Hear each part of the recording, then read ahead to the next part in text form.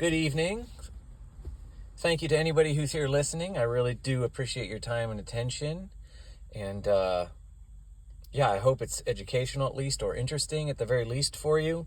I know there's a lot of things you could be doing with your time, and I really, really do appreciate you spending it with me. I'll try not to go on too long. I'll try not to go on as long as I went last time. And also last time I tended to I got a little bit worked up and I used some salty language. So I'll try to keep that to a minimum. There's a lot of reasons why you don't want to use too many four-letter words in a YouTube video, because people could be listening to this, in certain places or in certain contexts or with certain people around that might not appreciate that language. So I do apologize if that language has offended you. I will try to keep the language clean. I can't promise, because sometimes you know me, I get a little spurgy and I get a little worked up. But I do promise to try to keep the four-letter words to a minimum, because I know it's just not necessarily all that helpful for the listener. So as I said, my name is Argo Vermeer. This is my channel where we deal primarily in the metaphysical. I was thinking about this the other day. Forgive me for a rambling sort of prologue, as I'm often wont these days. But I was thinking about this the other day, and there's a lot of students of philosophy. There's a lot of political philosophers or scientific philosophers. There might even be historical philosophers. There's a lot of different types or subtypes of philosophers. You might even run into sort of a general philosopher out there, but I do feel like there is a huge dearth of metaphysicians, like true metaphysicians, meaning people who really only focus, or almost only, or predominantly focus on the metaphysical. Philosophy has become this kind of muddy, subject, where it tends to get very, it either gets very, very esoteric and vague and sort of all-encompassing, or it gets very hyper-specific, like a political philosopher or a historical philosopher, or focusing on ethics. The closest we come to sort of metaphysics is the theological philosophers, because they're dealing with God or gods. And so by definition, these are going to be ideologies rooted specifically in the metaphysical, but very rarely do you have any actual metaphysical discussions going on. Again, I'm most familiar with the Western Church, and I was in the Western Church, Protestant Church primarily, for 35 years. Actually, I don't want to date myself, but actually more than that right now. And I can't remember when there was a specific metaphysical conversation, like what is man, what is God, as opposed to it's always focused on the relationship, the sort of authority and submission relationship between man and God. Or the close we get to a metaphysical definition of God is, well, he's the creator. Okay, but the question why, and what exactly does that mean, and how? And how does creation imply a plurality of existence? How is everything not a direct function of God? Well, God creates everything out of nothing. Well, how do you get something from nothing? There's no real significant conversation with respect to the metaphysics. So anyway, that's where this channel comes in, because that's all I'm really interested in. I'm only really interested in the metaphysics. In other words, when I say metaphysics, for those who haven't listened before, metaphysics are simply this: the assumptions that we make about the nature of man and reality. What is man? What is reality? What does it mean to exist? What are you? What is self? So, when I'm examining a particular institution or school of thought, like science or government, I'm not really interested in the actual particulars of the field. I'm much more interested in the metaphysical assumptions that these things are built upon. Every ideology, every philosophy, every idea, every institution, every government is rooted in metaphysical assumptions. The reason is that man is a conceptualizing agent. Man is self-aware. Man is not an animal. You see, I was having this discussion with my daughter this morning. Man isn't an animal. Man is not fundamentally instinctual. I know what the scientific determinists will tell you, and the scientific determinists, biological evolutionists, will try to tell you that it's all instinct, and man operates more on the level of the subconscious and the ape and the lizard brain than he does from his conscious framework. Man's nature is that he is a self-aware agent. He has a singular, there is something in you that makes a distinction between you, qua you yourself, and everything else. Even your body. There's a singular you, and then there's everything else. Your body, your environment, your world, the universe. This is man's nature. Man's nature is his ability to conceptualize specifically the distinction between his singular capital S self and his environment, including his body. That's your nature. So man is thoughtful. Anyway, man is thoughtful. Man's consciousness is rooted in his ability to conceptualize. So, in other words, man, as the thinking self,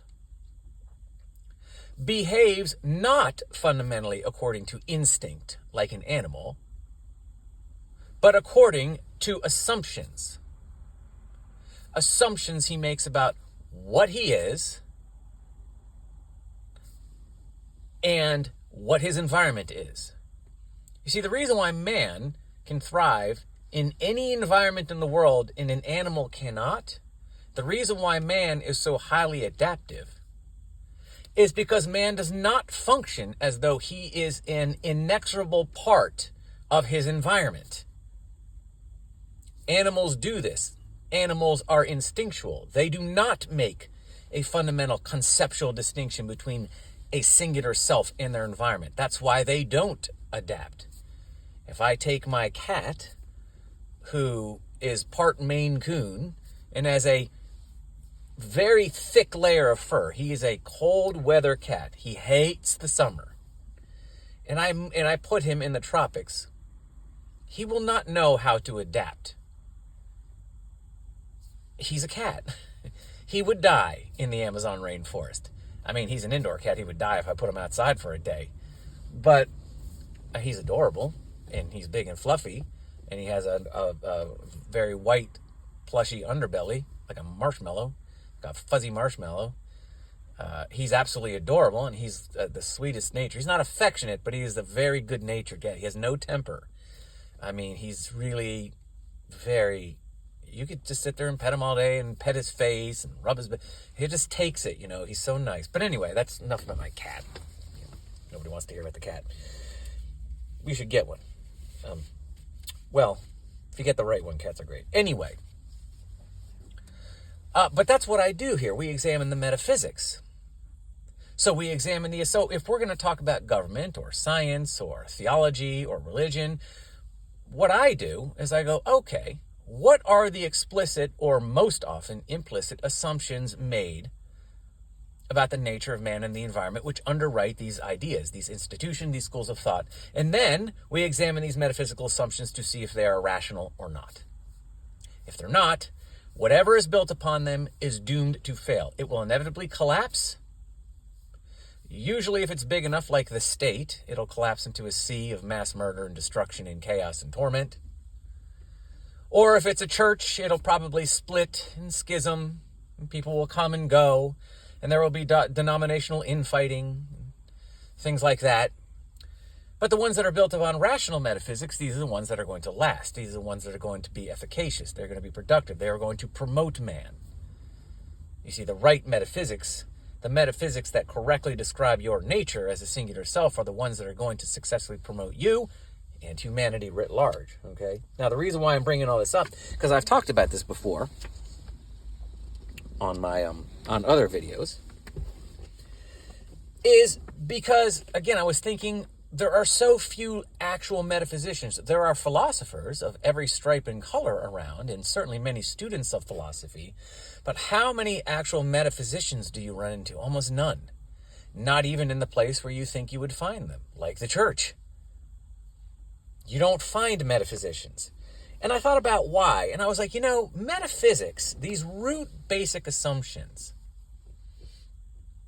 I was having a discussion with my brother-in-law, and we were having this debate, not a debate, but he was trying to explain to me why wealth implies power, and I was explaining to him that that's nonsensical, that wealth doesn't necessarily imply power at all, because one can have much wealth, but that doesn't necessarily mean you have to, simply the possession of wealth doesn't necessarily mean, nor does it necessarily follow that you must exploit your neighbor. And I was trying to explain to him the metaphysical roots of why this was. Now, he, like most people, is not prepared to have a metaphysical discussion, not because he's a stupid person. He's not at all. He's quite bright. He's a PhD chemist, quite frankly, who's going to retire before he's 60. So he's a bright man, but he hasn't studied the metaphysics. And I cut the conversation off because A, it wasn't interesting to me, and B, it wasn't going to go anywhere, because until you establish the metaphysics, it's like building a tree house without the tree. There's no point. A tree house without the tree is just a tree in the air. If you build, not a tree, it's just a tree house in the air. It's a tree house without the tree is just a house in the air. What happens to the house up in the air? It falls and collapses and crumbles. There's no point. It's like saying I'm going to build a tree house, but I'm never going to involve the tree. It's meaningless to me. It's a waste of time. Let's talk about government, but let's never talk about the fundamental assumptions about the nature of man and reality, which underwrite the state. That's a boring conversation. I don't want to have that conversation. I'm not interested in building a tree house without a tree. I'm not interested in building a chair that doesn't have any legs on it. It's stupid to me. It's not stupid in and of itself. I'm not saying people who do this are stupid. I'm saying, to me, it's a waste of time. Because the real argument, the real debate is always in the metaphysical, but no one wants to go there. Okay, so I quickly cut that conversation off because it was going to be fruitless. He wasn't prepared to have a metaphysical discussion, which means it was going to be a waste of time, and I don't care. So I don't get into politics. But he comes up to say, you're going to vote for. My answer is, why do we need government? And they'll say, well, we need government because if without government, people just do whatever they want. And I go, what's wrong with people doing whatever they want? You're trying to say something about the nature of humanity. See, that's what that means when you say, well, we have to have government because without government, people will do whatever they want. What you're really saying is there's a nature to man. If we let people do whatever they want to do is going to be murder somebody. And without the law to stop them, that's what they'll do. You're saying something about their nature. If human nature is another way, letting people do whatever they want is perfectly fine. Because they're not going to want to exploit their neighbor or murder them or steal from them. You see, that saying we have to have government because without government, people will do whatever they want, that's a metaphysical assertion about the nature of man.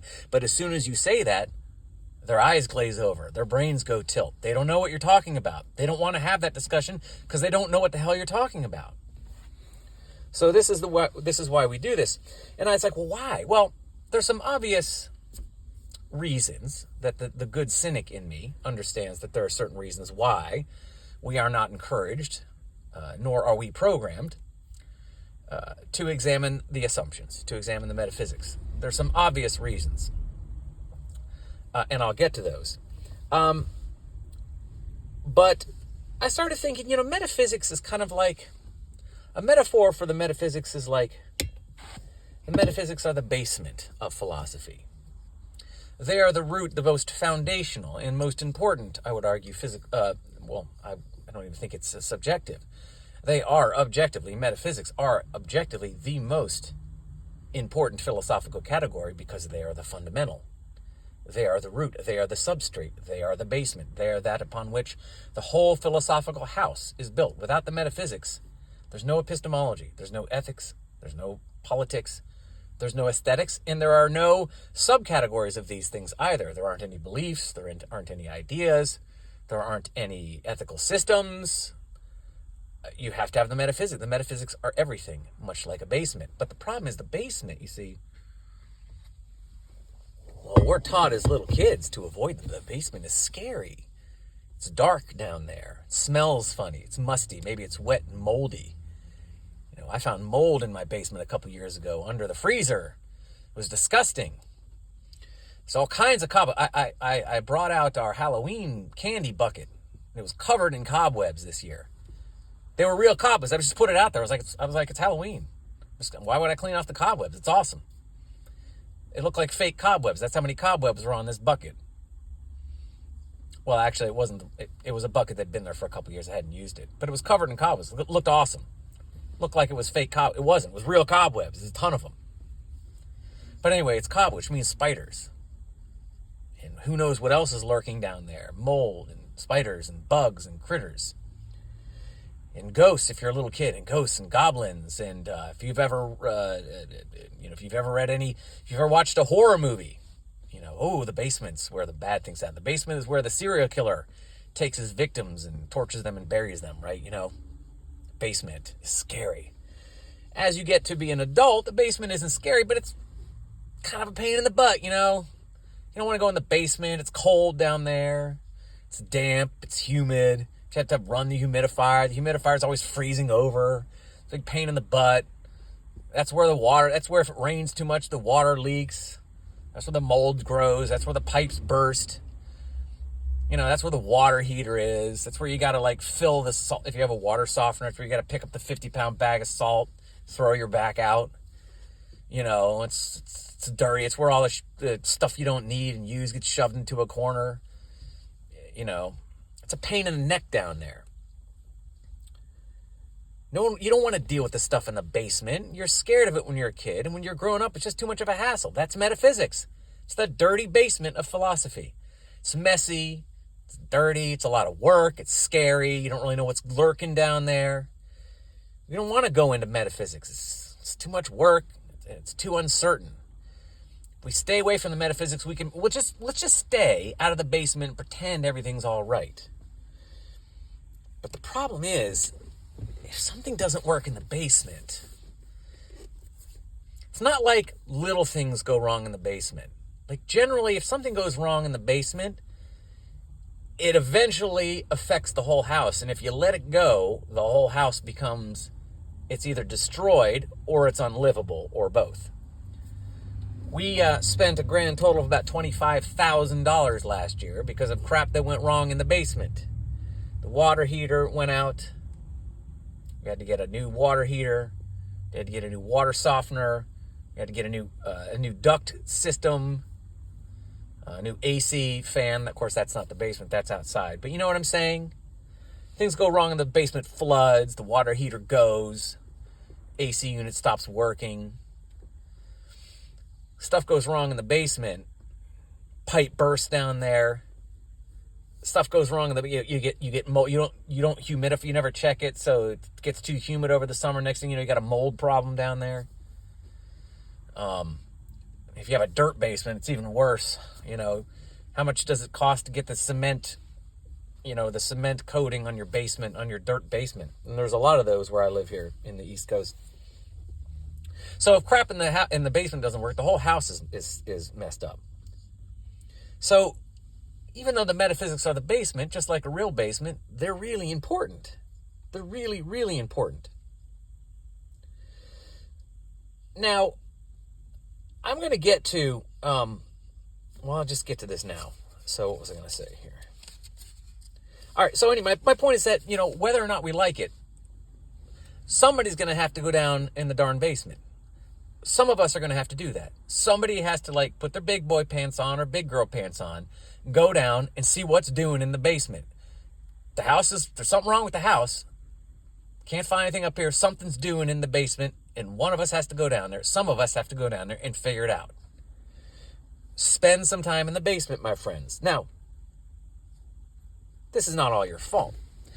Humanity has been programmed for generations, thousands of years, to stay away from the metaphysics. Do you really think that, let me put it this way.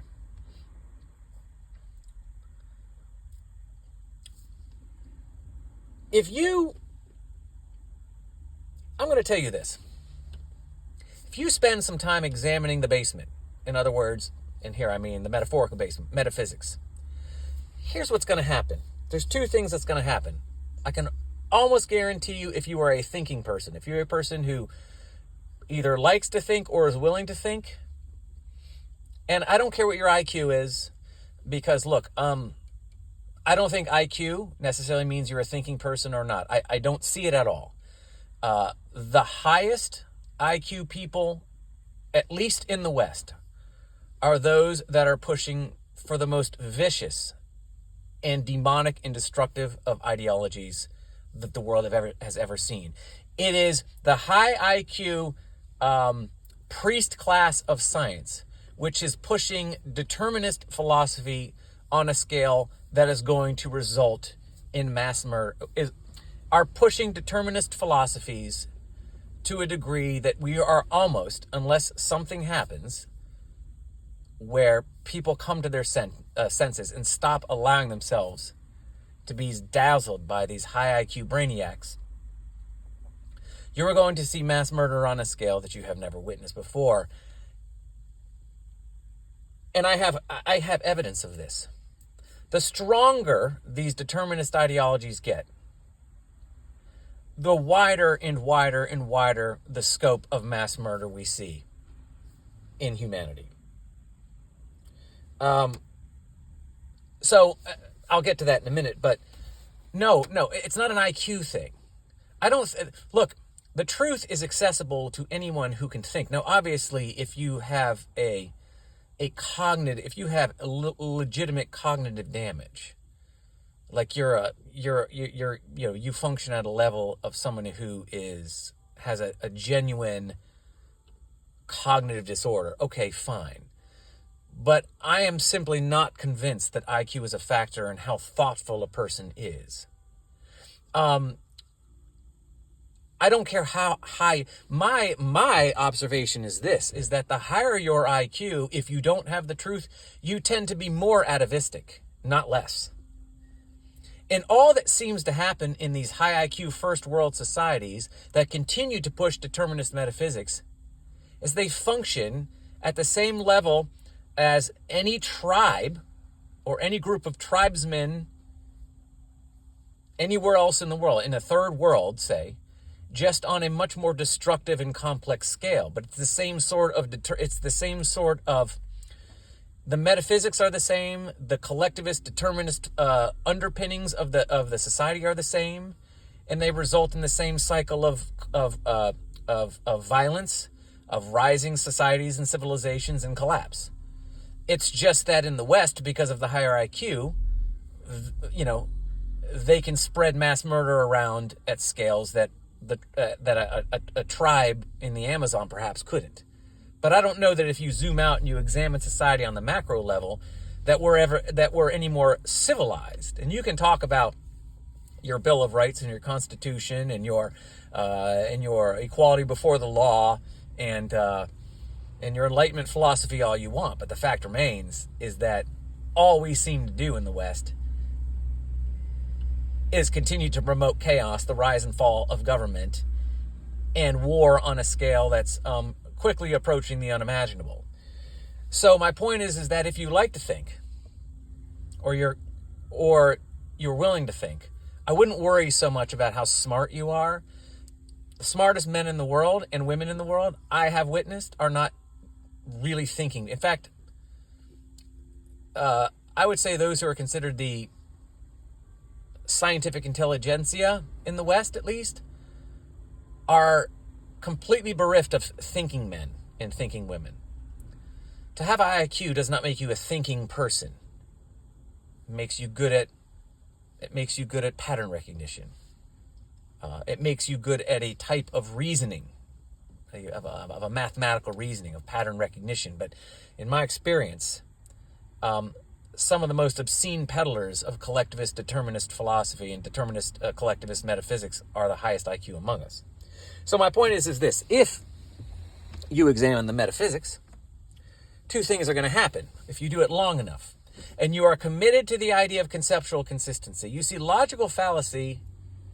Every logical fallacy can be boiled down to contradiction. Every logical fallacy is at its root a contradiction in terms. So if you examine the metaphysical assumptions, the root assumptions, as I explained earlier, if you examine them and you are committed to conceptual consistency, you will reject contradiction as being the foundation of any kind of legitimate idea, institution, philosophy, equation, There is no such thing as contradiction. Every fundamental assumption must be conceptually consistent. So if a Christian says to you, God made everything out of nothing, you go, that's impossible. Can't make something from nothing because nothing doesn't exist. That is a false idea. It's rooted in, that's a contradiction. That's not an explanation. Do you see when you're examining the metaphysics, if you say, why must we have government? And somebody says, well, if we don't have government, people will do whatever they want. And you'll go, well, what's wrong with that? And they'll say, well, people will want to murder. People will just murder. People want to murder, will just do it and get away with it. And you'll go, well, but that's only what some people, does everybody want it? Why not just govern the people who want to commit murder? Why do we all have to be governed? Well, we do because history has shown us that without the government, evil will prevail, or something like that. The nature of man is that he is fundamentally evil and depraved in his soul. He is incapable of really, on a large scale, acting in service to any kind of moral ethics, and therefore he has to be controlled by a governmental authority. And then you'll go, well, then if everybody has the same nature, if man is somehow fundamentally broken on some fundamental level, then how do we decide who gets to be in charge of everybody? You see what I mean? That's a contradiction. So you'll examine that. You go, well, that doesn't make any sense. If we all have the same fundamental nature and we can't really trust anybody to the point where everybody has to be governed, well, then how the hell do we determine who gets to be in charge? Well, the answer is, of course, magic. That's the philosopher king. It's because God has called certain men to govern the rest of us and exercise authority to compel us and to rate. So you'll go, that doesn't make any sense. The idea that, well, just by magic, by some kind of divine, unknowable enlightenment, some men are gifted with the grace to perceive. This is all contradiction. So you're going to examine the metaphysics, and it's going to take years and a long time, but that's okay. Start now. And inevitably, two things are going to happen. You're going to realize, A, that almost everything that you know about the nature of your existence, under the auspices of whatever government you find yourself under, and whatever church authority you find yourself under, you're going to find that almost all of that is complete. I said I wasn't going to cuss. Bullcrap. I'll say that. You're going to notice that it's all bullcrap. Everything that you think you know about how man must exist on this earth, how he must be organized, and how he must interact with his fellow man, you're going to realize is false. You're going to realize is bullcrap. You're going to realize it's built on fundamental metaphysical contradictions. And the other thing that's going to happen is you're going to realize thus from this that whatever authority a person or group of people in whatever institution, be it the state, be it the church, claims to have over you is a lie. You are going to realize that being a member of the authoritarian ruling class, whatever it looks like, be it a priest class, be it an intellectual class, be it a government class, is fake.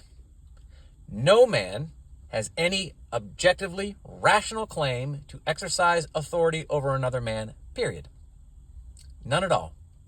There is no objective metaphysical argument that says that one man or woman or group of them has any rational right to compel other men into acting this way, thinking this way, out of their person or property. No man has any rational metaphysical claim to the mind, person, or property of another man, capital M man, mankind, men or women, period. At all. At all. Man's nature is not animalistic. Man is not an animal. Man is a thinking self. There is moral and existential reciprocity among all men, period, because all men are individuals. That's what you're going to discover. You're going to discover that everyone in your political ruling class has a fake job. Everyone in your priest class has a fake job. It's fake because it assumes the authority to compel you to think do, to think, it presumes the authority to compel you to think a certain way and act a certain way. And from that, it presumes ownership of your person and property. I'm not saying that necessarily to be in a priest class or be a member of some kind of a government per se, a certain, more like a man, like I wouldn't say government, but like a managing class, like somebody might manage a business. There's nothing intrinsically wrong with that. When I say that your priests and your politicians all have fake jobs, I mean any person who appeals to some kind of authority to compel other men into thinking and acting a certain way that they might otherwise not want to do. This is what you're going to discover. This is what you're going to find. You're also going to realize that the root of all evil is collectivist metaphysics. What is collectivist metaphysics? What do I mean by that? You're going to realize that all evil is the assumption that man is not himself. That you as an individual self are utterly illegitimate. You are an illusion, and you therefore, to assume that you exist, you qua you, as an individual, independent, singular self with a capital S spirit, that is you qua you, categorically, absolutely, and singularly, to think that way makes you an imposter to reality, and you must be dealt with. That's the root of all evil. The root of all evil is collectivist philosophy, which is also determinist. It is the denial that human beings are fundamentally, in and of themselves, singular and individual, conscious, conceptualizing selves. That's why and where you get all evil. Evil stems from the assumption that another person does not own himself because he is not himself. You don't own yourself because there is no yourself. So you're going to discover that. I submit. If you think long and hard. And the world will not like you. You will find it very hard to fit in with your friends and your family. And this is the other reason why people don't like to examine the metaphysics. It's dirty in the basement, and there are consequences to being the one who waddles around in the basement. You're the one that's going to smell funny. You're going to be the one that likes to be down in the dark. You're going to be the weird one. Well, that may be so. But the truth will set you free. Believe me. Once you understand the truth, the next step you take will only be progress. The only step you take will only and ever be service to the truth, which only ultimately, in this life, I submit, and certainly in the next, will benefit you infinitely and everlastingly. So, that's how the world will look at you. You're going to be this stinky, smelly, weird one who likes dwelling in the basement. That's not how people who have the truth will see you. They'll see you as a breath of fresh air.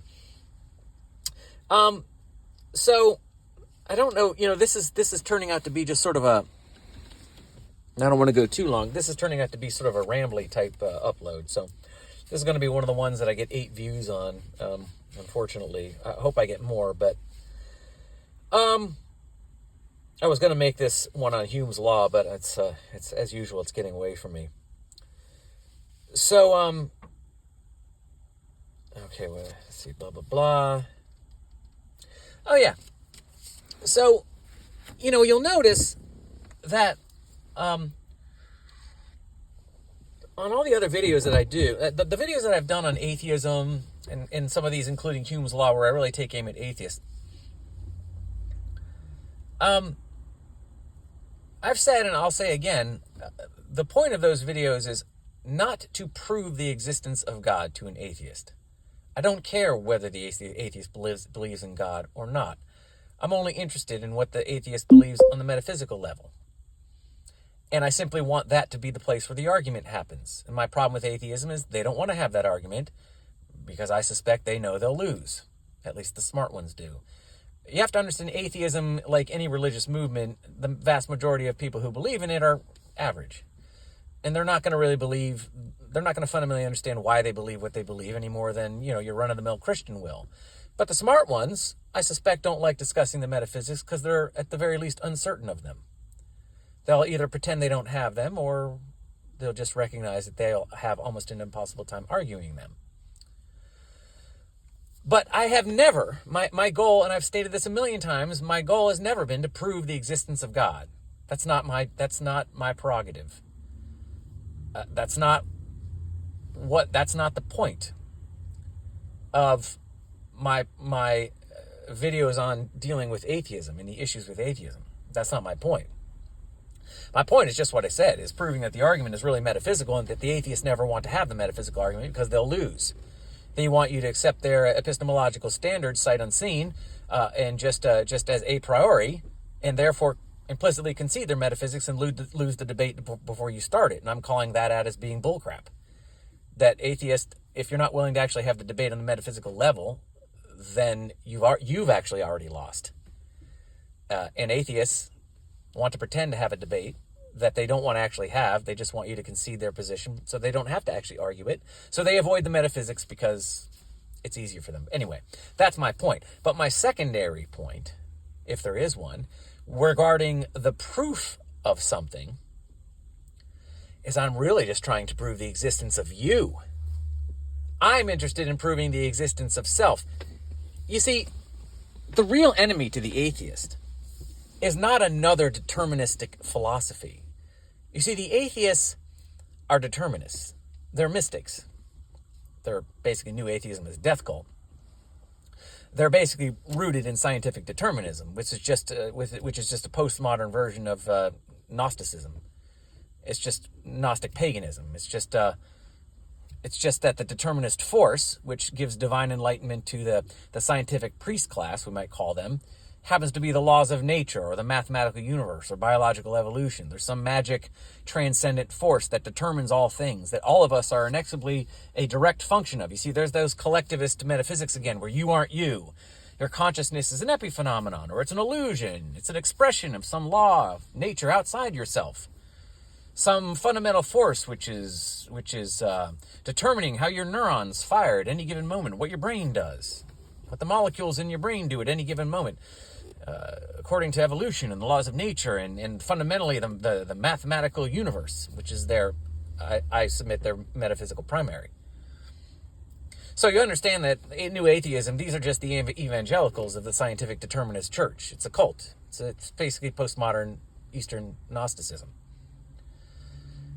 It's a determinist philosophy. It's a determinist philosophy, and they aren't threatened by other determinist philosophies, at least not intellectually, because there's no intellectual argument. It's all power. Collectivist metaphysics are all subjective. You're just appealing to some kind of fundamental... Your metaphysical primary is some collective ideal. Some say it's the Christian God. Some say it's the Jewish God. Some say it's the Islamic God.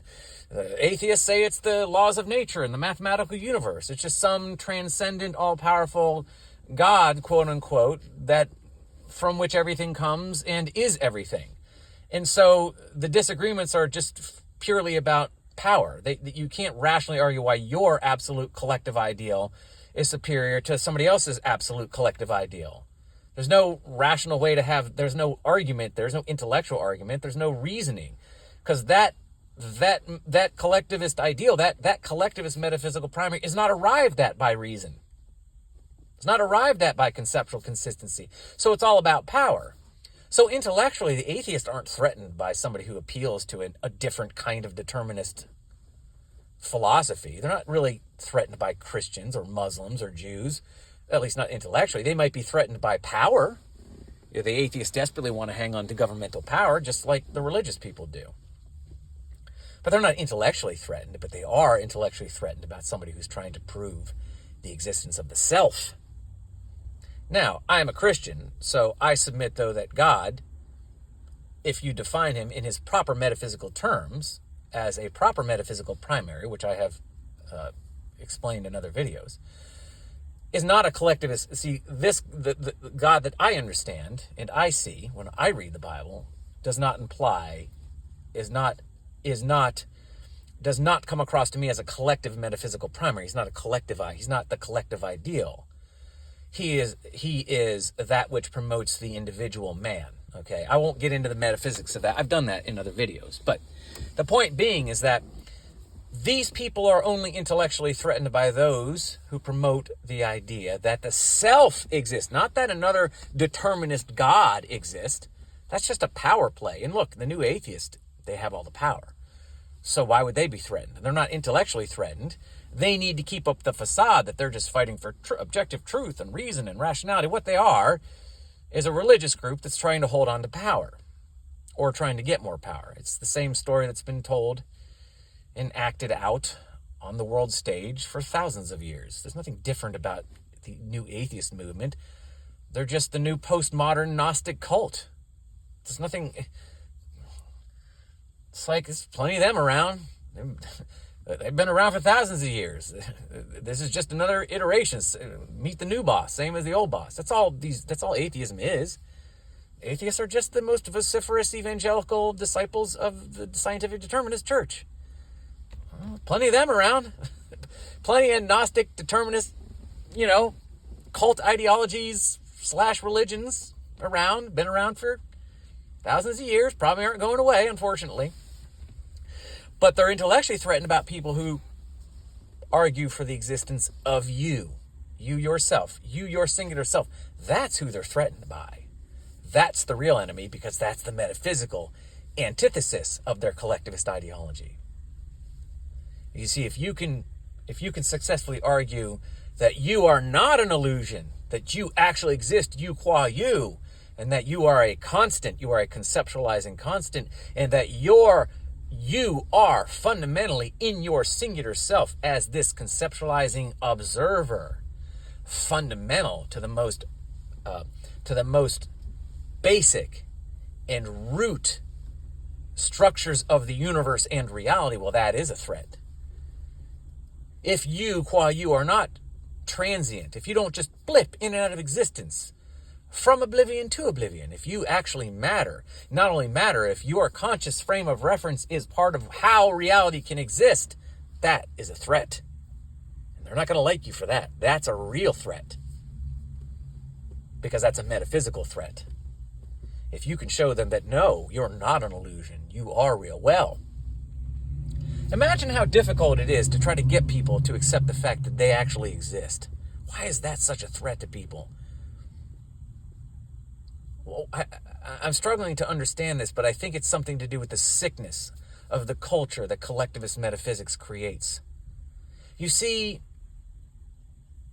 if we accept that we exist, that I exist, that you exist, that I exist and you exist, there is a metaphysical corollary between myself and my neighbor, and therefore we are of equal existential value. Well, then you can't exploit another. Other people can't be a conveyance for things, and all kinds of stuff collapses. Governments, churches, religions, all these things, because all the power structures collapse. There's no more authority and submission dynamic. So we can see why the powers that be, even just implicitly, maybe not even consciously, maybe based on their own sort of programming, would want to program the masses to not think that they actually exist, to at the very least accept that there was a time before they existed. You see, we know you can't be an absolute constant self because we know and you know that there was a time where you weren't. It's called before you were born. So obviously you're not a constant and you're not absolute, because clearly you must be transient, because you weren't here until you were born. It's interesting. I see why people understand that, but from your frame of reference, that's not true. From your frame of reference, there is no before you were born. The only reason why you know there was a before you were born, quote unquote, is because of your absolute conscious frame of reference now. If it weren't for your absolute singular conscious or conceptualizing frame of reference, the frame of reference of yourself qua self, you could not know that there was a time, quote, before you were born.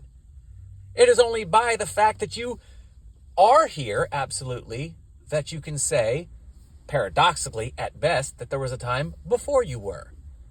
You see, to me, there was a time before my girls were born.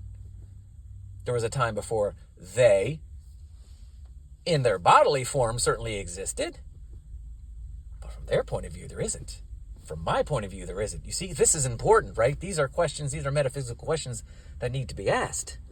But this is the real threat. So if you can argue successfully against these kinds of metaphysical claims, yeah, your existence is only tertiary, it's temporary. Well, guess what happens? All of a sudden, there's no more authority and submission dynamic.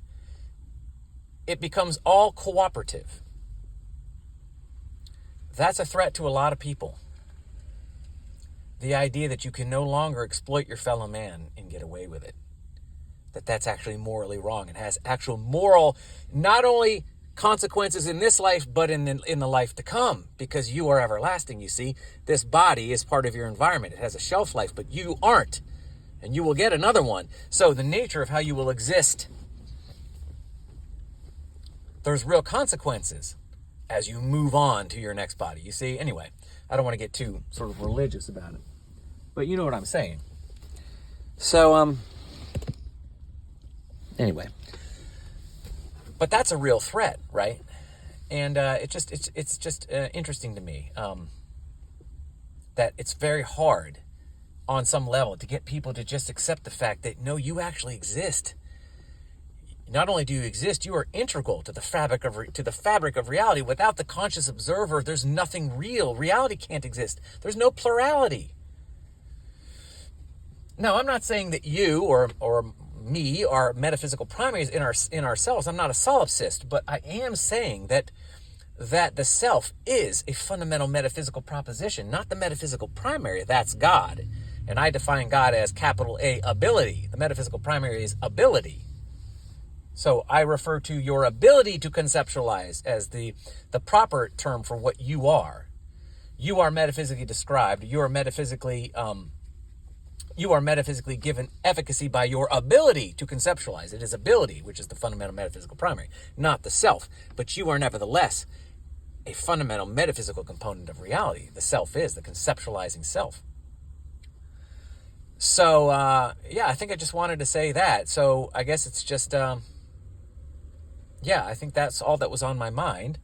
I was talking about metaphysics and sort of the analogy of the basement, and then I started thinking about, why is it so hard to get people to just accept the fact that you actually exist and matter, and that you actually have real existential value, and that if we start treating human beings as though they don't really matter because they're only tertiary, well, that not only wrecks society, but it wrecks reality.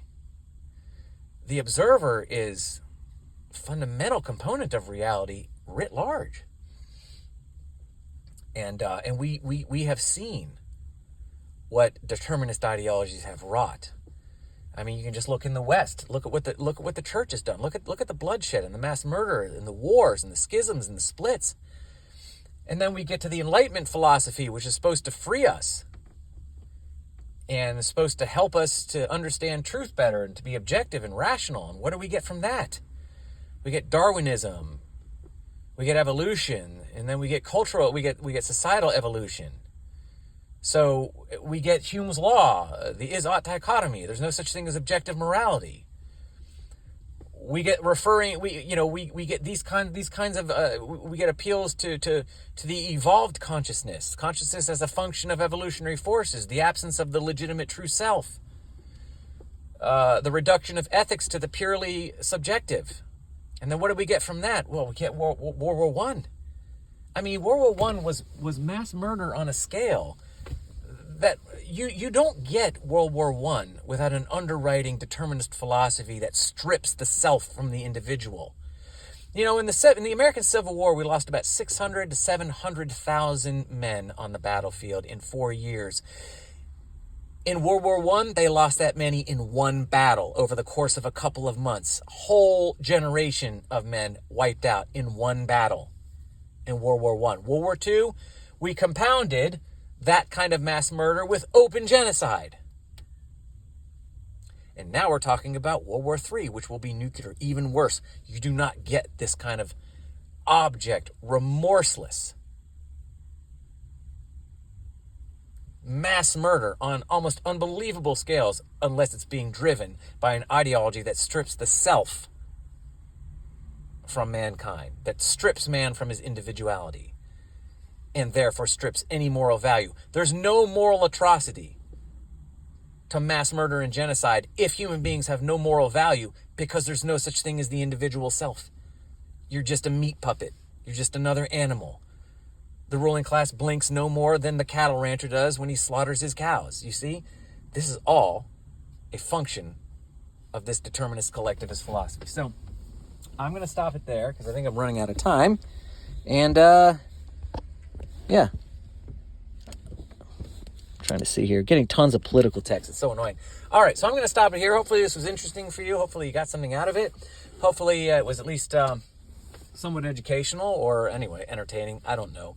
But thank you to anybody who listens. I really appreciate it. Please like and subscribe. That would be great. It's nice to have an audience. But anyway, I really appreciate everything. And I will talk at you later. Have a great rest of your week. And love and adore to all of you who have given me your time and attention. I really appreciate you being here. You have no idea. Take care. Bye.